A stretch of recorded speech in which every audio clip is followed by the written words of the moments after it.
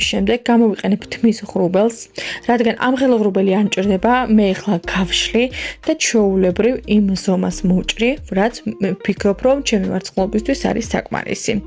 დაჭრის შემდეგ კარგად გადავკეცავ და ნევეძიმკების ზემოდან დავამაგრებ ზუსტად აი ესეთი სიგრძით, სადაც მინდა რომ ჩემი ვარცხლობა იყოს უფრო გამოკვეთილი.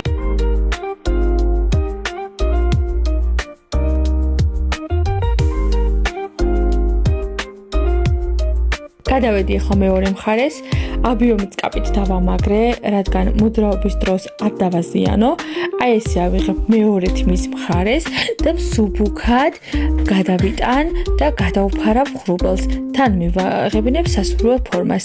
სავარცხელს რაც შეეხება, გამოვიყენე ფართოკბილიანი სავარცხელი, რადგან ჩემი გადასვლა მინდა უფრო ზოლებში გამოიკვეთოს, რადგან თმის ფერზე მინდა განსაკუთრებული აქცენტი